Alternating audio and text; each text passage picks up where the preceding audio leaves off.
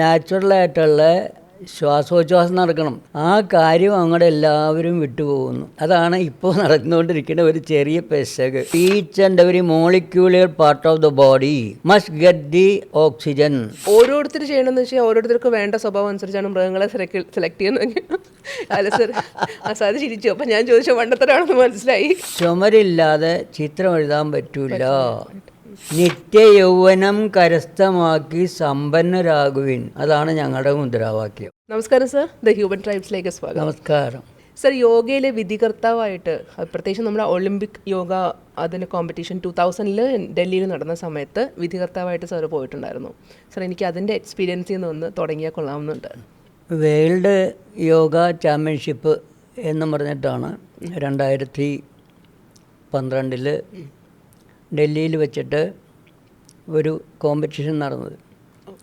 അത് world yoga conference എന്നായിരുന്നു അതിന് പറഞ്ഞിരുന്നത്. അത് 3 ദിവസമാണ്. അത് കോൺഫറൻസ് നടന്നത് 1986 വേൾഡ് ചാമ്പ്യൻഷിപ്പ് നടന്നത് 80 അപ്പോൾ ഈ ചാമ്പ്യൻഷിപ്പ് എന്ന് പറയുമ്പോൾ ഒരുപാട് രാജ്യങ്ങളിൽ നിന്നുള്ള യോഗ അഭ്യാസികൾ വന്നിരുന്നു. അപ്പോൾ അവരുടേതായിട്ടുള്ള സ്റ്റൈലിലാണ് അവർ ചെയ്യുന്നത്. എന്ത് പറഞ്ഞാലും അതിൻ്റെ കൂടെ യോഗ എന്ന് ചേർത്തിട്ട് അവർ ഒരേ അഭ്യാസങ്ങൾ കാണിച്ചു. അതാണ് വളരെ രസം. അതിൽ നമ്മൾ ഇപ്പോൾ ഇന്ത്യയിൽ അല്ലെ എല്ലായിടത്തും ഫോളോ ചെയ്യുന്ന യോഗ എന്ന് പറഞ്ഞാൽ യോഗ ആസനങ്ങളാണ്. ആസനങ്ങളെന്ന് പറഞ്ഞാൽ ഇരിപ്പുകളാണ്. അതെ, യോഗയുടെ ശാസ്ത്രമനുസരിച്ച് സ്ഥിരസുഖമാസനം. സ്ഥിരമായിട്ട് സുഖമായിട്ട് കുറച്ച് നേരം ഇരിക്കുമ്പോൾ എന്താണ്, കൃത്യമായിട്ടുള്ള നാച്ചുറലായിട്ടുള്ള ശ്വാസോച്ഛ്വാസം നടക്കണം. ആ കാര്യം അങ്ങോട്ട് എല്ലാവരും വിട്ടുപോകുന്നു. അതാണ് ഇപ്പോൾ നടന്നുകൊണ്ടിരിക്കുന്ന ഒരു ചെറിയ പെശക്. അപ്പോൾ നമ്മൾ ഫോളോ ചെയ്തുകൊണ്ടിരിക്കുന്നത് യോഗാസനങ്ങളാണ്. പക്ഷേ വേൾഡ് ഇതെന്ന് പറഞ്ഞപ്പോൾ ഏതാണ്ട് ഒരു കായിക അഭ്യാസം എന്നുള്ള നിലയിൽ പല രീതിയിലുണ്ടായിരുന്നു. അതിനൊന്ന് ആർട്ടിസ്റ്റിക് യോഗ. അതായത് ഡാൻസ് ചെയ്യുന്ന പോലെ ഓരോ പോസിലും ഇത് പറയുമ്പോൾ ഡാൻസ് ചെയ്തിട്ട് അതിൽ ലാസ്റ്റ് വരുമ്പോൾ ആ പോസിൽ നിൽക്കും. അങ്ങനെയുള്ള രീതിയിൽ ആർട്ടിസ്റ്റിക് യോഗ. പിന്നെ റിതമിക് യോഗ. അതാണ് ഏറ്റവും വലിയ കാര്യം. അതായത് നമ്മൾ ഈ സ്പോർട്സിലൊക്കെ നമ്മൾ ഗ്രൗണ്ട് ജിംനാസ്റ്റിക്സ് ചെയ്യുന്ന പോലെ ആ കോർട്ടിൻ്റെ ഏരിയയിൽ ഒരു മൂലയ്ക്കിൽ നിന്നും തുടങ്ങിക്കഴിഞ്ഞാൽ അങ്ങനെ റൗണ്ട് അടിച്ച് മറ്റേ മൂലയ്ക്ക് വരും. അപ്പോൾ അതിനൊരു മ്യൂസിക് ഇട്ടിരിക്കും. ആ മ്യൂസിക് സമയം നോക്കണതിനാണ് മ്യൂസിക് ഇടുന്നത്. ആ മ്യൂസിക് തീരുമ്പോൾ ഇത് തീർന്നിരിക്കും. ആ സമയത്തിൻ്റെ ഉള്ളിൽ എത്ര യോഗാസനങ്ങൾ ചെയ്തു എന്നുള്ളതാണ് അതിന് വിധികർത്താവ് എന്നുള്ളതിൽ നമ്മൾ നോക്കേണ്ടത്. ചിലവർ 10-15 ചെയ്യും, ചിലർ 20-25 വരെ ചെയ്തിട്ടുണ്ട്. പക്ഷെ അതിൽ നമുക്ക് നോക്കാനുള്ളത് ഒരു യോഗാസനം ചെയ്തു കഴിഞ്ഞാൽ അവിടെ പിന്നെ റെസ്റ്റില്ല. അതിൽ നിന്ന് റിലീസ് ചെയ്തിട്ടല്ല അടുത്തതിലേക്ക് പോകുന്നത്.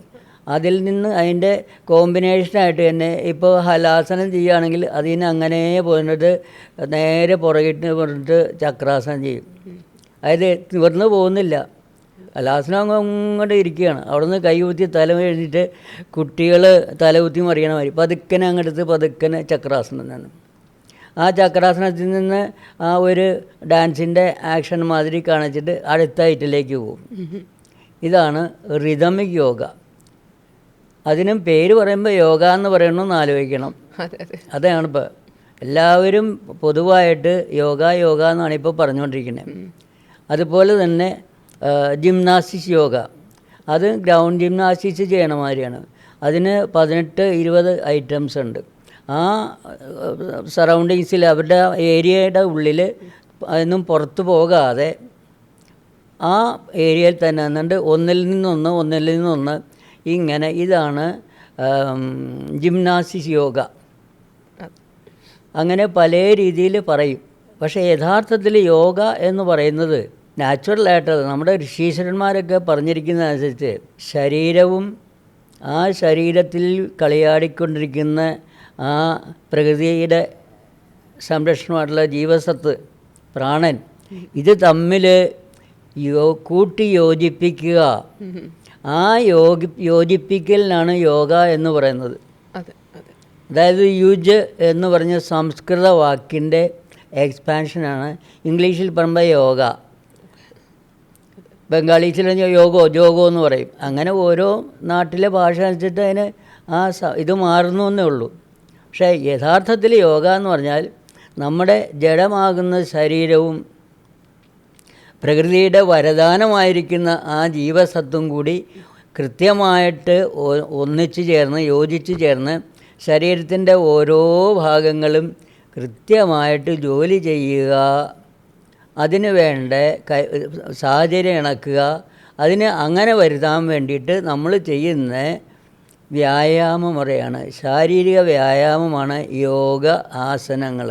അപ്പോൾ നമ്മൾ ആ ശാരീരിക സാറിപ്പോൾ പറഞ്ഞില്ലേ യോജിപ്പിൻ്റെ കാര്യം പറഞ്ഞില്ലേ, ചില പലപ്പോഴും നമ്മൾ ഈ പറഞ്ഞ റിതമിക്, ആർട്ടിസ്റ്റിക് അല്ലെങ്കിൽ ജിംനാസ്റ്റിക്സ് ഒക്കെ ചെയ്യുന്ന സമയത്ത് നമുക്ക് ആ യോജിപ്പിക്കൽ ഉണ്ടാവണം നിർബന്ധമില്ല. ചിലപ്പോൾ നമ്മൾ ശ്വാസം പോലും ചിലപ്പോൾ ശ്രദ്ധിക്കാൻ നേരം ഉണ്ടാവില്ല, ഒന്നിൽ നിന്ന് അടുത്തിലേക്ക് പോവല്ലേ. അപ്പോൾ നമുക്കൊരു ഒരു ഒരു പതുക്കെയല്ലോ നമ്മൾ പോകുന്നത്. അപ്പോൾ അതിന് ശരിക്കും നമ്മൾ എന്താണ് ചെയ്യേണ്ടത്? അത് നമ്മൾ അറിയാതെ തന്നെ ഇത് നടക്കുകയാണല്ലോ. സ്പീഡിലായിട്ട് മറിയുകയും തിരികെ എല്ലാം ചെയ്യുമ്പോൾ അതിനനുസരിച്ച് നമ്മുടെ ശ്വാസഗതി വളരെ വേഗത്തിലും അല്ലെങ്കിൽ സാവധാനമാകുന്നില്ല, വേഗത്തിലാകും. അപ്പോൾ അതുകൊണ്ട് നമുക്ക് അല്പം ക്ഷീണം ഉണ്ടാവാൻ സാധ്യതയുണ്ട്. യോഗാസനങ്ങൾ ചെയ്തു കഴിഞ്ഞാൽ ഒരു ക്ഷീണവും ഇല്ല. കാരണം അനാട്ടമിക്കൽ ശരീരശാസ്ത്രം അനുസരിച്ച് പറയുകയാണെങ്കിൽ ഒരു മിനിറ്റിൽ 16 to 20 times ആണ് ശ്വാസോച്ഛ്വാസം നടക്കുന്നത്. അത് നമ്മൾ കണക്ക് കൂട്ടുകയാണെങ്കിൽ കണക്ക് കൂട്ടുന്ന എളുപ്പത്തിന് 16 എന്നുള്ളത് 15 ആക്കുക. 15 4 60. അപ്പം 4 സെക്കൻഡ് സമയമെടുക്കും സാധാരണഗതിയിൽ ആ ശ്വാസോച്ഛ്വാസം നടക്കുന്നത്.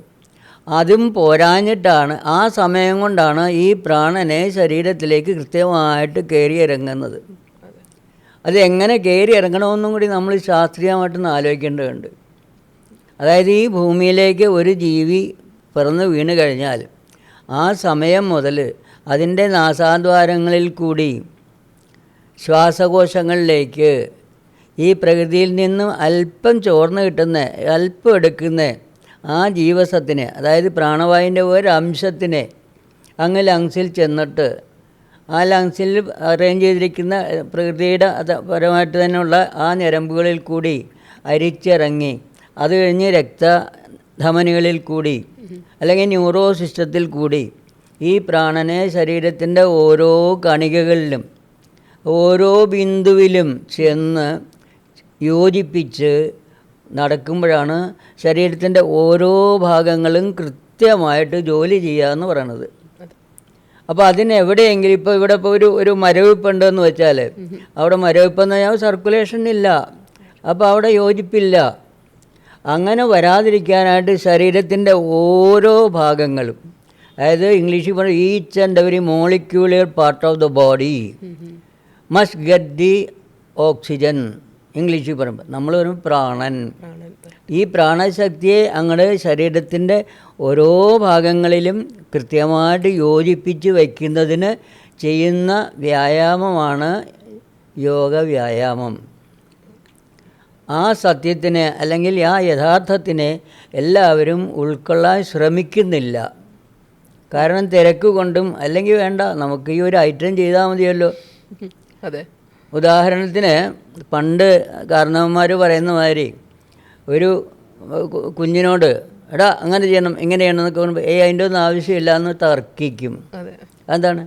അതിനൊരു പഴഞ്ചൊല്ലുണ്ട്, ചക്കി കുത്തും അമ്മ വയ്ക്കും ഞാൻ ഉണ്ണും.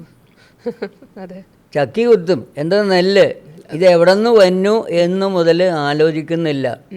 ആ നെല്ല് വന്ന് അത് കഴിഞ്ഞ് അവർ കുത്തി അരിയാക്കി അമ്മയുടെ കൊടുത്തിട്ട് അമ്മ വച്ച് എനിക്ക് വിളമ്പി തന്നു, ഞാൻ കഴിക്കണം. ഇതിൽ ഈ ഞാൻ കഴിക്കുന്ന ഭാഗം മാത്രമേ ഇപ്പോൾ എല്ലാവരും ആലോചിക്കുന്നുള്ളൂ. അതാണ് നമുക്ക് പറ്റിയിരിക്കുന്ന ഒരു വലിയ പോരായ്മ.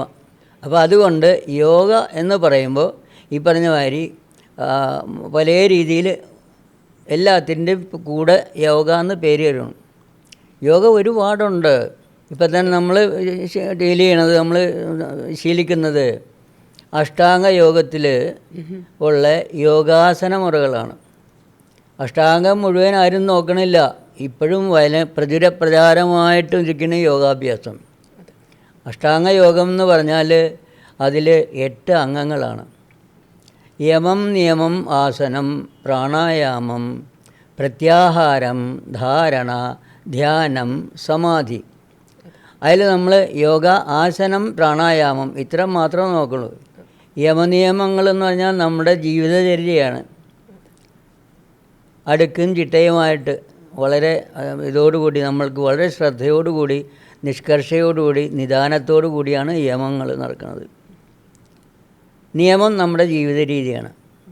യമം, നിയമം, ആസനം, അതായത് നമ്മൾ എങ്ങനെ ജീവിക്കണം, എന്തെല്ലാം കഴിക്കണം, ഇതൊക്കെ നോക്കി കഴിഞ്ഞിട്ട് എപ്പോഴും എഴുന്നേൽക്കണം, ഇതൊക്കെ ജീവിത രീതിയിൽ പെടണം. ഇത് കഴിഞ്ഞിട്ടാണ് നമ്മൾ യോഗാസനം ചെയ്യുന്നത്. യോഗാസനങ്ങൾ ചെയ്ത് ശരീരത്തിനെ നല്ല രീതിയിൽ ഉണർവാക്കി ഓരോ ഭാഗത്തും ജീവസ്സുറ്റതാക്കി തീർന്നതിന് ശേഷമാണ് പ്രാണായാമത്തിന് സ്ഥാനമുള്ളൂ. അതായത് തമാശ പറയുകയാണെങ്കിൽ നമ്മൾ പപ്പടം കാച്ചണ പോലെ, പപ്പടം കാച്ചാനായിട്ട് ചട്ടി വെച്ചു, അതിൽ കൊണ്ട് ആദ്യം തന്നെ എണ്ണ ഒഴിച്ചു, ഉടനെ തന്നെ അതിൽ കൊണ്ട് പപ്പടം ഇട്ടു, എന്നിട്ട് ഈ തീ കത്തിച്ചാൽ പശയായിട്ട് പോവുള്ളൂ. അതെ അതെ. അപ്പോൾ ആ പപ്പടം ഇങ്ങോട്ട് കുമളച്ച് വരണമെങ്കിൽ ആ പാത്രം ചൂടായതിന് ശേഷം എണ്ണ ഒഴിക്കാവൂ, അല്ലെങ്കിൽ വെള്ളം ഉണ്ടെങ്കിൽ പൊട്ടിത്തെറിക്കും. ആ വെള്ളം വറ്റി കഴിഞ്ഞിട്ട് വെളിച്ചെണ്ണ തിളയ്ക്കും. ആ തിളച്ച് വരുമ്പോഴാണ് നമ്മൾ പപ്പടം കൊണ്ട് ഇടുന്നത്. അപ്പോഴങ്ങോട്ട് നല്ല ഭംഗിയായിട്ട് ഓരോ രീതിയിൽ ഭംഗിയായിട്ട് നല്ല കളറിൽ വരും. അതുപോലെ നമ്മുടെ ശരീരത്തിനെ ഓരോ രീതിയിലുള്ള യോഗാസനങ്ങളെ, അതും ശരീരപ്രകൃതി അനുസരിച്ച്, ശരീരത്തിൻ്റെ പ്രകൃതി എന്ന് പറഞ്ഞാൽ അദ്ദേഹത്തിൻ്റെ ശരീരത്തിൻ്റെ മാസം എങ്ങനെയാണ്, ഷേപ്പ് എങ്ങനെയാണ്, ഇതെല്ലാം നോക്കിയിട്ട് അദ്ദേഹത്തിന് ജോലി എങ്ങനെയാണ്, അദ്ദേഹത്തിന് എന്ത് മൂവ്മെൻറ്റാണ് കിട്ടിക്കൊണ്ടിരിക്കുന്നത്, അതിനനുസരിച്ച് പോരായ്മയുള്ള മൂവ്മെൻ്റ് എന്ത് വേണം, ഇതെല്ലാം കണക്കാക്കിയിട്ടാണ് നമ്മൾ യോഗ ആസനങ്ങൾ പരിശീലിപ്പിക്കുന്നത്. അപ്പോൾ അതേമാതിരി ശീലിച്ച് ശരീരം ഈ പറഞ്ഞ മാതിരി വെളിച്ചെണ്ണ തിളയ്ക്കുന്ന മാതിരി കൃത്യമായി വരുമ്പോൾ വന്നതിന് ശേഷമാണ് നമ്മൾ പ്രാണായാമം ചെയ്യുക. ഇപ്പോൾ പ്രാണായാമത്തിന് ഒരുപാട് രീതികൾ പഴയ ആൾക്കാർ എഴുതി വച്ചിട്ടുണ്ട്, വ്യാഖ്യാനിക്കുന്നുണ്ട്. പക്ഷേ അനോട്ടമിക്കലി ഓൾ ദാറ്റ് ഫാൾസ്, എൻ്റെ അനുഭവത്തിൽ നിന്ന് പറഞ്ഞാൽ. കാരണം കൃത്യമായ രീതിയിൽ ചെല്ലണം. അത് ചെല്ലുന്നത് കൊണ്ട് നമ്മുടെ ലങ്സിനോ വേറെ ശരീരത്തിൻ്റെ ഏതെങ്കിലും ഭാഗത്തിനോ തേയ്മാനം സംഭവിക്കരുത്. അത് ഭംഗിയായിട്ട് ഇറങ്ങണം. അത് അതുപോലെ തന്നെ താഴെ പോകണം, പുറത്തേക്ക് പോകണം. അപ്പോൾ ആ രീതിയിൽ ആ പ്രാണനെ അവിടെ വെച്ചുകൊണ്ട് സുഖമായിട്ട് എടുക്കാൻ വേണ്ടിയിട്ടാണ് ഓരോ സിസ്റ്റം എന്ന് പറഞ്ഞിട്ട് വച്ചിരിക്കുന്നത്. അപ്പോൾ നമ്മളതിൽ അതിൻ്റെ സമയനിഷ്ഠയാണ് നോക്കുന്നത്. അപ്പോൾ എക്സാമ്പിൾ ഉദാഹരണത്തിന് പറഞ്ഞാൽ 1 സെക്കൻഡ് കൊണ്ട് ശ്വാസത്തിനെ ഉള്ളിലേക്ക് എടുത്താൽ 2 സെക്കൻഡ് നേരം പിടിച്ചു നിർത്തിയിട്ട് 4 സെക്കൻഡ് കൊണ്ട് വിടുക, അല്ലെങ്കിൽ 2 സെക്കൻഡ് കൊണ്ട് എങ്കിലും വിടുക എന്ന് പറയുമ്പോൾ നമ്മൾ സാവധാനം എടുത്തു. നമ്മുടെ ശ്വാസകോശങ്ങൾക്ക് യാതൊരു തേയ്മാനവും ഒന്നും സംഭവിക്കില്ല. അത് കഴിഞ്ഞിട്ട് അവിടെ നിന്നു, മെല്ലെ എടുത്തു. അപ്പോൾ ആ ഇരിക്കുന്ന അന്തരീക്ഷവായു മുഴുവനാണ് എടുക്കുന്നത്. അതിൽ നിന്ന് ആ പ്രാണാംശത്തെ വലിച്ചെടുത്തു. ആ വലിച്ചെടുത്തതിന് ശേഷം സാവധാനം വിട്ടു. അതായത് നമ്മൾ പുഴയിൽ ഇതൊക്കെ ഏറ്റവും ഇറക്കം ഉണ്ടാവണ പോലെ, അതാണ് പ്രകൃതിയുടെ തന്നെയാണ് പ്രകൃതി ശാസ്ത്രം നമ്മൾ ചെയ്യണത്. ഏറ്റവും കയറിപ്പോൾ അങ്ങനെ വെള്ളം ഇങ്ങനെ പൊങ്ങി പൊങ്ങി വന്ന് കുറച്ച് നേരം നിൽക്കും. അത് കഴിഞ്ഞിട്ട് പതുക്കനം കൊഴിഞ്ഞു പോകാൻ തുടങ്ങും. അതാണ് പ്രാണായാമത്തിൻ്റെ കൃത്യമായ രീതി. അത് ഓരോരുത്തരുടെ ശരീരപ്രകൃതി ആരോഗ്യത്തിന് അനുസരിച്ചേ ചെയ്യാൻ പറ്റുള്ളൂ. അതിനാണ് ഈ സമയം എങ്ങനെ വ്യത്യാസപ്പെടുത്തുന്നത്. കൂടുതൽ നേരം പിടിച്ചു വച്ചിട്ട് യാതൊരു കാര്യമില്ല. കാരണം ഒരു സമയത്തിനുള്ളിൽ അതിൽ നിന്ന് ഓക്സിജനെ മുഴുവൻ വലിച്ചെടുത്ത് കഴിഞ്ഞു. ബാക്കി അവരുടെ വേസ്റ്റാണ് ഇരിക്കണത്. അതിനെ നമ്മൾ ചുമന്നുകൊണ്ടിരിക്കേണ്ട കാര്യമില്ല. അതിനെ മെല്ലെ വേഗം വിട്ടുകളയുക. അതാണ് താത്വികമായിട്ട് നോക്കിയാൽ, അനാട്ടമിക്കലി അതാണ് വേണ്ടത്. അതാണ് നമ്മൾ ചെയ്യുന്ന ഈ കാലഘട്ടത്തിൽ ചെയ്തുകൊണ്ടിരിക്കുന്ന മിക്കവാറും അറിവുള്ളവർ ചെയ്യുന്നത് അത് ചെയ്യുള്ളൂ. അതായത് യോഗയുടെ പറഞ്ഞു. അപ്പോൾ യോഗ നമ്മൾ ആദ്യം തന്നെ യോഗാസനങ്ങളെക്കുറിച്ചാണ് ഞാൻ പറഞ്ഞത്. യോഗ എന്ന് പറയുമ്പോൾ യോഗം എന്ന് പറഞ്ഞാൽ നമുക്ക് ഒരു ഭാഗ്യം, അല്ലെങ്കിൽ ഒരു ആയുർവേദത്തിലാണെങ്കിൽ ഒരു മരുന്നിൻ്റെ കൂട്ട്, ഇന്ന യോഗം, ഓരോ യോഗത്തിൽ ഇത്ര മരുന്നുണ്ട്. അപ്പോൾ അതൊന്നുമല്ല നമ്മൾ ആലോചിക്കുന്നത്, അതൊക്കെ ഓരോന്ന് പോവും. അതിന് ഓരോ മരുന്നിൻ്റെത് പോലെ തന്നെ. അതുപോലെ തന്നെ നമ്മൾ ചെയ്യുന്ന ജോലിയുടെ കർമ്മയോഗം, ധ്യാനയോഗം, ഇങ്ങനെ ഓരോന്ന് പറയും. അതിനൊക്കെ ഒരു ചിട്ടയുണ്ട്. അപ്പം നമ്മൾ ഇപ്പോൾ ശീലിക്കുന്നത് യോഗ ആസനങ്ങളെ കുറിച്ചിട്ടാണ്.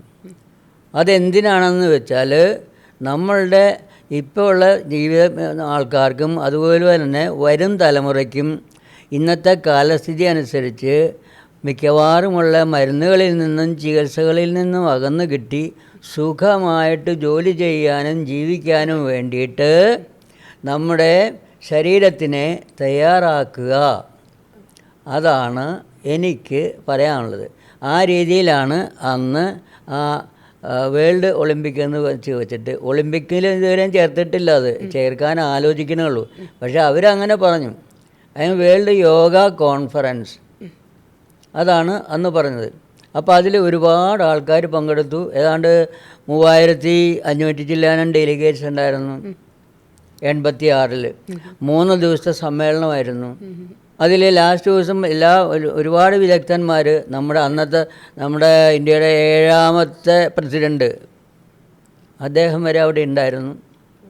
അദ്ദേഹത്തിൻ്റെ മുൻപിൽ, ഇവരുടെ എല്ലാവരുടെയും മുമ്പിൽ വെച്ചിട്ട് നമുക്ക് യോഗ പ്രദർശനത്തിനുള്ള ഒരു ഭാഗ്യം കിട്ടിയെന്നുള്ളതാണ് വലിയ കാര്യം. അതിലും നമുക്ക് സാധാരണഗതിയിൽ കിട്ടുന്നതിലും കൂടുതൽ സമയം അനുവദിച്ചു. അതായത് ഓരോ സ്റ്റേറ്റിലുകാർക്കും 5 മിനിറ്റ്. നമ്മൾ തുടങ്ങിയപ്പോൾ എൻ്റെ സ്റ്റുഡൻസും ഞാനും കൂടി നിന്നപ്പോൾ ഞാൻ ആദ്യം തന്നെ ഒരു മയൂരാസനം ചെയ്തു. എന്നിട്ട് ഒരു 1/2 മിനിറ്റ് നിന്നു. എന്നിട്ട് പതുക്കെ ഇറങ്ങിയിട്ട് പത്മാസനത്തിലിരുന്നു. എന്നിട്ട് എൻ്റെ 2 സ്റ്റുഡൻസിനെയും 2 വശത്ത് നിർത്തിയിട്ട് ഒരാൾ സർവാംഗാസനം ചെയ്യുമ്പോൾ ഒരാൾ നേരെ സ്ട്രേറ്റ് നിൽക്കുക, ഒരാൾ കൈയൊക്കെ കാണാൻ പാകത്തിന് തിരിഞ്ഞിരിക്കുക. ഇതെല്ലാം എല്ലാവരും കണ്ടുകൊണ്ടിരിക്കുക. എന്നിട്ട് അതിൽ ആ കാലിൻ്റെ പെരുവിരൽ മുതൽ താഴത്തോട്ട് വരുന്ന അറ്റം വരെ വരുന്ന സർക്കുലേറ്ററി സിസ്റ്റത്തിനെ അത് എവിടെയൊക്കെ പങ്കെടുക്കുന്നു, എങ്ങനെ സംഭവിക്കുന്നു എന്ന് വിവരിച്ചു. അങ്ങനെ വന്നപ്പോൾ എനിക്ക് 5 മിനിറ്റ് പോരാ. അപ്പോൾ ഓരോ ആൾക്കാർ ഒരു ആസാമിൽ നിന്നുള്ള ഇവരാണ്, അവരൊരു ലാബ് മുഴുവൻ കൊണ്ടുവന്നിട്ടുണ്ട് സ്കെൽട്ടൺ പറയാനൊക്കെ ആയിട്ട്. എനിക്കതൊന്നും കാണണ്ട, അല്ലാണ്ട് ഒരേ മാംസവും മജ്ജയും എല്ലാം പറഞ്ഞു. ഇങ്ങനെ പറഞ്ഞപ്പോൾ അവരല്പം ബഹളം ഉണ്ടാക്കണ മാതിരി വന്നപ്പോൾ സെയിൽസിംഗ് ജി ഒന്ന് തിരിഞ്ഞു നോക്കി, സൈലൻറ്റ്, കൈ കാണിച്ചു. 15 മിനിറ്റ് ചെയ്ത് ഞാൻ. എന്നിട്ട് ഞാൻ തന്നെ നിർത്തി. കാരണം ഈ കസർത്തുമാർ ചെയ്താൽ പോരാ. ഇത് ചെയ്യുമ്പോൾ ഞാനിപ്പോൾ താങ്കളെ ചെയ്യിക്കുകയാണെങ്കിൽ സർവാംഗാസനം ചെയ്യുകയാണ്, അല്ലെങ്കിൽ വെറുതെ ഭുജംഗാസനം ചെയ്യാമെന്ന് പറഞ്ഞാൽ നിങ്ങളുടെ ശരീരപ്രകൃതി അനുസരിച്ച് എങ്ങനെ അത് വഴക്കം കിട്ടണോ അതിനനുസരിച്ച് വേണം ചെയ്യാൻ. അല്ലാണ്ട് അതിന് ജനറലായിട്ടൊരു സിസ്റ്റം എഴുതി വെച്ചാൽ ശരിയാവില്ല. ഓരോരുത്തർക്കും ഓരോ യുണീക്നെസ് ഉണ്ട്. അതെ. ഇപ്പോൾ കുറച്ച് വണ്ണം കൂടുതലുള്ള ഒരാൾ ആസ്മ പേഷ്യൻ്റാണ്, അയാളുടെ നെഞ്ചങ്ങ് കുഴിഞ്ഞിരിക്കണം, അയാളോട് ഇതൊക്കെ പറഞ്ഞ് ചെയ്യാൻ പറ്റില്ല. അപ്പോൾ അയാൾ ആദ്യം തന്നെ നമ്മൾ നോക്കേണ്ടത് അയാളുടെ ആ നെഞ്ചിൻ്റെ കുഴി എങ്ങനെ മാറ്റിയെടുക്കാം. അപ്പോൾ ഉള്ളിൽ നിന്ന് പ്രഷർ കൊടുത്ത് പതുക്കനെ സ്റ്റെർണം വലുതാക്കി റിബ് ബോക്സ് വലുതാക്കി എടുക്കണം. അതിന് ശ്വാസം കളഞ്ഞിട്ട് പറയാൻ പറ്റില്ല. റൈറ്റ്, ശരിയാണ്. അപ്പോൾ അതിന് ശ്വാസം പിടിച്ച് ചെയ്യേണ്ടി വരും. അതും നോക്കിയിട്ട്. അതേസമയം ഒരു ടി വി എന്ന് പറഞ്ഞാൽ ഒരുപാട് ഇതുണ്ട്. നമ്മൾ സാധാരണ പറയുന്നത് ലങ്സിനുള്ളതാണ്. അപ്പോൾ അങ്ങനെയുള്ള ആളാണെങ്കിൽ ഓരോ പ്രഷർ ജയിക്കാൻ പാടില്ല. ഇതെല്ലാം ശ്രദ്ധിച്ച് ചെയ്യുന്നതാണ് ഒരു സർവീസ് മൈൻഡഡ് ആയിട്ടുള്ള ഒരാൾക്ക് ചെയ്യിക്കാൻ പറ്റിയത്. അങ്ങനെ ചെയ്യിക്കാവൂ. അല്ലാതെ എന്തെങ്കിലും ചെയ്യിച്ചു കഴിഞ്ഞാൽ അത് നമ്മളോട് തന്നെ ചെയ്യണേ വഞ്ചനയായിരിക്കും എന്ന് എനിക്ക് പറയാനുണ്ട്. അപ്പോൾ ഇതാണ് യോഗയുടെ യഥാർത്ഥ കാര്യം.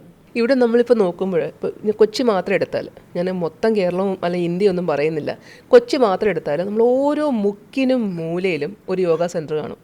അവിടെ യോഗ പഠിപ്പിക്കുന്ന ഒരാളും കാണും. അപ്പോൾ നമ്മൾ കൗതുകത്തോടെ അവരെ ഫോളോ ചെയ്ത് കഴിഞ്ഞാൽ നമ്മൾ ശ്രദ്ധിക്കുന്ന കാര്യമാണ് ആദ്യം ശ്വാസം എങ്ങനെയാണ് എടുക്കേണ്ടത്, എങ്ങനെയാണ് വിടേണ്ടത് എന്നാ പഠിപ്പിക്കുക. അത് പഠിപ്പിച്ചതിന് ശേഷം ഈ പറഞ്ഞതുപോലെ എല്ലാ പേർക്കും ഒരേ ആസനങ്ങൾ. ഇപ്പോൾ ഫസ്റ്റ് ഡേ സൂര്യ നമസ്കാരം തുടങ്ങുന്ന സ്ഥലങ്ങൾ എനിക്കറിയാം. ഫസ്റ്റ് ഡേ തന്നെ സൂര്യ നമസ്കാരം ചെയ്യും. എന്നിട്ട് എല്ലാ പേർക്കും ആദ്യം മുതൽ അവസാനം വരെ ചിട്ടപ്പെടുത്തിയ പോലെ ഒരേപോലെ ചെയ്യിക്കുന്ന സ്ഥലങ്ങളുണ്ട്. അപ്പം ശരിക്കും ജനങ്ങൾക്ക് വേണ്ടി ഞാൻ ചോദിക്കുകയാണ്, സാറിന് എനിക്കൊരു സാറിനെക്കാട്ടിലും മികച്ച ഒരാളില്ലെന്ന് തോന്നുന്നു അതിനൊരു ഉത്തരം പറയാനായിട്ട്. അങ്ങനെ ഒരു സെൻറ്ററിൽ നമ്മൾ പോയി ജോയിൻ ചെയ്യുകയാണ്. അപ്പോൾ ശരിക്കും പറഞ്ഞാൽ യോഗയ്ക്ക് വേണ്ടി നമ്മൾ ജോയിൻ ചെയ്യുമ്പോൾ ശ്രദ്ധിക്കേണ്ട കാര്യങ്ങൾ എന്താണ്? നമ്മൾ യോഗ സെൻറ്റർ സെലക്ട് ചെയ്യുമ്പോൾ ശ്രദ്ധിക്കേണ്ട കാര്യങ്ങൾ എന്താണ്? കാരണം ചിലടത്ത് ഞാൻ ശ്രദ്ധിച്ചിട്ടുണ്ട് സാർ, ഇപ്പോൾ പറഞ്ഞ ശ്വാസത്തിൻ്റെ ആ ഒരു ഗതിയെക്കുറിച്ച് സംസാരിച്ചല്ലോ. ചിലടത്ത് ഇങ്ങനെ വിടുകയാണ്, ഭയങ്കര സ്പീഡിൽ പുറത്തേക്ക് ശ്വാസം വിടുകയാണ്. അപ്പോൾ ചിലപ്പോൾ നമുക്ക് മൂക്ക് തെറിച്ചു പോകുമോ എന്നൊക്കെ നമുക്ക് തോന്നുന്ന പോലെ രീതിയിൽ വിടുന്നുണ്ട്. അപ്പോൾ ഇതൊക്കെ നമ്മൾ എങ്ങനെയാണ് ജനങ്ങൾ തിരിച്ചറിയുക? അത് ആദ്യമായിട്ട് പരിശീലിക്കുന്ന സ്ഥലത്ത് ഉള്ള പരിശീലകൻ്റെ ഇതിനെക്കുറിച്ചുള്ള പ്രാവീണ്യം എന്താണ് എന്ന് അന്വേഷിക്കണം.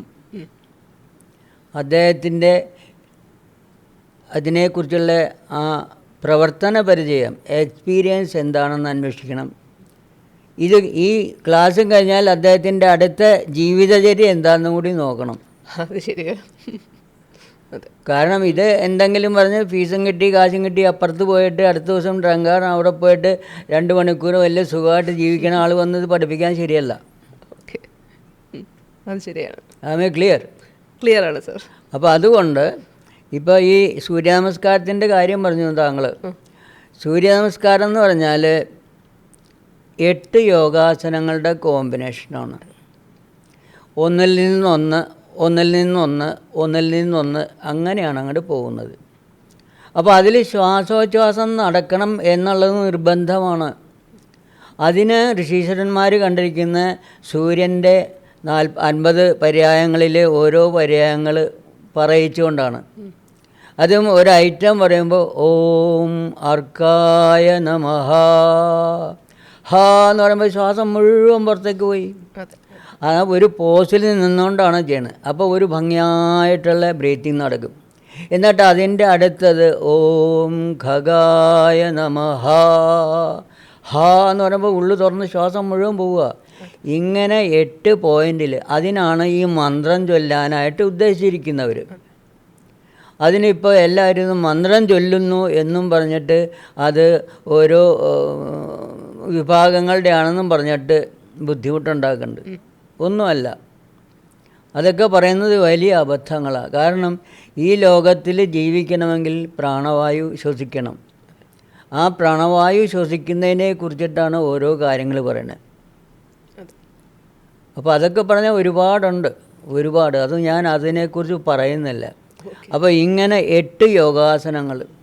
ആദ്യം തന്നെ നമസ്കാരാസനം, അത് കഴിഞ്ഞാൽ അർദ്ധചന്ദ്രാസനം, ചന്ദ്രക്കല പോലെ നിൽക്കും. അവിടെ നിന്ന് കഴിഞ്ഞാൽ നേരെ മുമ്പോട്ട് കുനിഞ്ഞ് ഉത്താനാസനം എന്ന് പറയും. അത് കഴിഞ്ഞാൽ ഓരോ കാല് മാറ്റി പുറകോട്ട് മാറ്റുമ്പോൾ ഏകപാദ പ്രസരണാസനം എന്ന് പറയും. ആസനങ്ങളുടെ പേരാ പറയണം കേട്ടോ. യോഗാസനത്തിൽ സൂര്യനമസ്കാരത്തിൽ വേറെ പേരുകൾ. അപ്പോൾ യോഗാസനം ഞാൻ പറയുന്നത്. അത് കഴിഞ്ഞാൽ അടുത്ത കാലം കൊണ്ട് വെച്ചുമ്പോൾ ചതുഷ്പാദാസനം എന്ന് പറയും. 4 കാലം നിൽക്കുകയാണ്, ചതുഷ്പാദാസനം.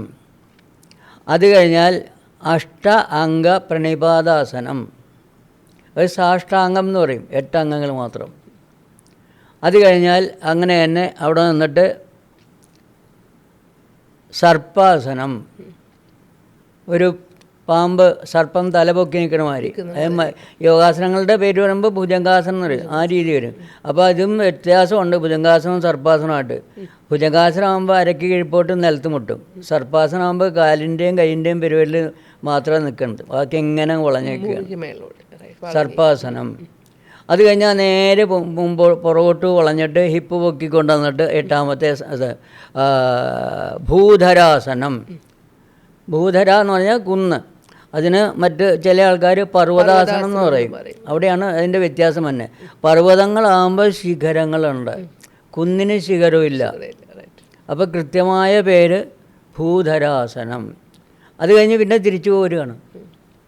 ഏകപാദ പ്രസരണാസനം, ഉത്താനാസനം, അർദ്ധചന്ദ്രാസനം, നമസ്കാരം. അതാണ് അതിൻ്റെ വ്യത്യാസം. അപ്പോൾ ഇതിന് ശരീരത്തിന് വഴക്കം കിട്ടണമെങ്കിൽ, ഈ രീതിയിലൊക്കെ വഴക്കം കിട്ടണമെങ്കിൽ ഒരാൾ പുതിയതായിട്ട് വന്നു കഴിഞ്ഞാൽ ഈ രീതിയിലുള്ള ശരീരത്തിന് ചലനം കിട്ടുമോ? ഭയങ്കര സാധ്യത കുറവാണ്. കിട്ടൂല. അതെ, കിട്ടത്തില്ല. 90% കിട്ടൂല. പിന്നെ ചിലരുടെ പ്രകൃതി വാശിക്ക് ചെയ്താലും അതിൻ്റെ അത് വരില്ല. അപ്പോഴും ഈ ഇത് ശ്വാസോച്ഛ്വാസം ശരിയായിട്ട് പറഞ്ഞു കൊടുക്കില്ല. ഓരോ പ്രാണായാമം നടന്നുകൊണ്ടിരിക്കുക. അപ്പം എന്താ പ്രാണായാമം എന്ന് ചോദിക്കും. പ്രാണനെ ആയാമം ചെയ്യുക, അതായത് കയറ്റി ഇറക്കുക വളരെ ശ്രദ്ധിച്ചിട്ട്. ഇതാണ് ആ യഥാർത്ഥത്തിൽ ചെയ്യേണ്ടത്. അത് വശമല്ലാതെ ആദ്യം തന്നെ ചെല്ലുമ്പോൾ തന്നെ സൂര്യമസ്കാരം അല്ലെങ്കിൽ ശീർഷാസനം ചെയ്യിക്കാന്ന് ഇതിലും വലിയ അബദ്ധം. അതൊക്കെ എൻ്റെ ഭാഷയിൽ പറഞ്ഞ ചതിയാണെന്ന് പറയാൻ പറ്റുള്ളൂ. ഇപ്പോൾ ശീർഷാസനം ചെയ്യുകയാണെങ്കിൽ നമ്മൾ ഇരിക്കുകയും നടക്കുകയും എന്ത് ചെയ്യുമ്പോഴും നമ്മുടെ ശരീരത്തിൻ്റെ 4 തിരിച്ചു കഴിഞ്ഞാൽ 4/3 ഭാഗവും ബിലോ ദി ഹാർട്ട് ലെവലാണ്, ഹൃദയത്തിന് താഴത്താണത്. ബാക്കി ഒരു ഭാഗത്തേക്ക് ഉള്ള രക്തം ഇത് നടക്കണമെങ്കിൽ ഹൃദയം തന്നെ ജോലി ചെയ്ത് അടിച്ച് കയറ്റണം. അതും ഗ്രാവിറ്റിക്ക്, പ്രകൃതിയുടെ ഇതിൻ്റെ ആകർഷണശക്തിക്ക് എതിരായിട്ട് അടിച്ച് കയറ്റണം. അതാണ് നമ്മുടെ ശരീരത്തിൻ്റെ സാധാരണ പ്രകൃതി. അപ്പോൾ ചെല്ലുമ്പോൾ തന്നെ ഒരാളെ ഇങ്ങനെ ചെയ്തു കഴിഞ്ഞാൽ ശീർഷാസനം ആദ്യം പഠിപ്പിച്ചാൽ എന്തായിരിക്കും അതിൻ്റെ പരിണിത ഫലം? എല്ലാം കൂടി അയാളുടെ തലച്ചോറിന് ബ്ലഡ്, നമ്മുടെ ബ്രെയിനിന് എന്തോരം, ബ്രെയിനിന് ഇത് പറയുമ്പോൾ നമ്മൾ യോഗയിൽ ചെയ്യുമ്പോൾ സഹസ്രാര പത്മം എന്ന് പറയും. എന്നിട്ട് അതിലെയാണ് എല്ലാം കൂടി കിട്ടുന്നതെന്നൊക്കെ പറയും. അപ്പോൾ സഹസ്രാര പത്മം എന്ന് പറഞ്ഞാൽ സഹസ്രം ദളങ്ങൾ, 1000 ദളങ്ങളുള്ള താമരപ്പൂവെന്നാണ് അതിന് ശരിക്കും പറയുമ്പോൾ നമ്മൾ വ്യാഖ്യാനിക്കുന്നത്. അത്രയും ചെറിയ ഞരമ്പുകളും കാപ്പിലറീസും ഉള്ള ഭാഗത്തേക്ക് പെട്ടെന്ന് ഇങ്ങനെ ഗ്രാവിറ്റിയോടുകൂടി, അതുകൂടാതെ ശരീരത്തിൻ്റെ ബാക്കിയുള്ള 4/3 ഭാഗത്തും കൂടി ഉണ്ടായിരുന്ന രക്തവും കൂടി ഇടിച്ച് കയറി ഇങ്ങോട്ട് വന്നു കഴിഞ്ഞാൽ എന്ത് സംഭവിക്കുന്നു താങ്കളൊന്ന് ചിന്തിച്ചാൽ മതി. പ്രഷർ കയറി. അപ്പോൾ എവിടെയെങ്കിലും ഒരു കാപ്പിലറി ക്ഷീണിച്ചിട്ടുണ്ടെങ്കിൽ, ബലക്കുറവുണ്ടെങ്കിൽ, അല്ലെങ്കിൽ എന്തെങ്കിലും ക്ഷീണമുണ്ടെങ്കിൽ, അല്ലെങ്കിൽ വലിപ്പച്ചെറുപ്പ് വ്യത്യാസം ഉണ്ടെങ്കിൽ, അല്ലെങ്കിൽ ആ എലാസ്റ്റിസിറ്റി ഇല്ലെങ്കിൽ, അവിടെ വന്നിട്ട് സൈക്കിളിൻ്റെയൊക്കെ ട്യൂബ് ബൾജ് ചെയ്യണ മാതിരി ബൾജ് ചെയ്ത് ഹെമറേജ് ഉണ്ടാവും. അത് ബാക്ക് ബ്രെയിനിലാണ് സംഭവിക്കണമെങ്കിൽ കാലാകാലം മരിക്കാതെ കിടക്കും. പിറ്റ്യൂട്ടറിയിലാണെങ്കിൽ അങ്ങനെ ഓരോ ഗ്ലാൻഡിലും വരുമ്പോൾ അതിനനുസരിച്ച് ശരീരത്തിന് മരിക്കാതെ കിടക്കും. ഒരുപാട് വർഷം മരിക്കാതെ കിടന്ന ആൾക്കാരുണ്ട് ഹെമറേജ് കൊണ്ട്. അവിടെ എന്തെങ്കിലും ചെയ്യാൻ പറ്റുമോ? ചെയ്യാൻ പറ്റില്ല. അപ്പോൾ ഇങ്ങനെ ഉള്ള ഈ മനുഷ്യ ശരീരത്തിൻ്റെ നിലയ്ക്ക് അതിനെ അറിയാതെ ആദ്യം തന്നെ സൂര്യനമസ്കാരം ചെയ്യിച്ചു പെടപെടാന്ന്, അതുകഴിഞ്ഞിട്ട് ശീർഷാസനം ചെയ്യിച്ചു എന്ന് പറഞ്ഞാൽ ഇങ്ങനെ ഒരുപാട് സ്ഥലങ്ങൾ കാണും. അപ്പോൾ അതിനെ അവരാരും കുറ്റം പറഞ്ഞിട്ട് കാര്യമില്ല. അവർ അതിൻ്റേതായിട്ട് അവർ എങ്ങനെയെങ്കിലും യോഗ മറ്റുള്ളവരിലേക്ക് പ്രചരിപ്പിക്കണം എന്ന് സതുദ്ദേശത്തിലാണ് യഥാർത്ഥത്തിൽ ഇത്രയും സെൻറ്ററുകൾ ഉണ്ടാക്കിയിരിക്കണേ. അതാണ് അതിൻ്റെ വ്യത്യാസം. അപ്പോൾ എല്ലാവർക്കും ഈ ഒരു മാത്സര്യ ബുദ്ധി ഉണ്ടായിരിക്കുമല്ലോ. എനിക്കാണ് ഇത്രയും സ്റ്റുഡൻസ് ഉണ്ടാവണം, ഞാനാണ് കൂടുതലെന്ന്. അപ്പോൾ അതിന് തെറ്റ് പറയാൻ പാടില്ല. അതായത് something is better than nothing. അതൊരു യൂണിവേഴ്സൽ ലോ ആണ്. അതുകൊണ്ട് അവരെ ഒന്നും നമുക്ക് തെറ്റ് പറയാൻ പറ്റില്ല. പക്ഷെ ചെയ്യുമ്പോൾ നമ്മൾ ചെയ്യാൻ പോകുന്ന ആളിത് എന്തിനാണ് ചെയ്യണേ, what is yoga, what is mean by yoga, what are the efficacies, is there any defects, ഇത് അല്പം പഠിച്ചു കഴിഞ്ഞാൽ നമുക്ക് ഉപകാരമുണ്ടാവും. അതുകൊണ്ട് ഇപ്പം താങ്കൾ പറഞ്ഞ പോലെ നാട്ടിൽ മുക്കിലും മൂലയിലും ഉണ്ടെന്ന് പറഞ്ഞതിന് ഞാൻ എതിരല്ല. കാരണം അങ്ങനെ ഒരു കാര്യം ചെയ്തു കഴിഞ്ഞാൽ തെറ്റും ശരിയും തിരിച്ചറിയാൻ പറ്റുള്ളൂ. അപ്പോൾ അവർക്കൊക്കെ അങ്ങനെ എക്സ്പീരിയൻസ് ഉണ്ടാവും. ഇവരതിനെ ഉത്തേജിപ്പിക്കുകയാണ്. അങ്ങനെ ഒരു ഹെൽത്ത് ഹാബിറ്റ് പ്രൊമോഷൻ ഉണ്ടാകും ഈ കാലത്ത് പ്രത്യേകിച്ച് എന്നുള്ളതിൽ നമുക്കതിനെ മോശമായിട്ട് പറയുന്നത് ശരിയല്ല.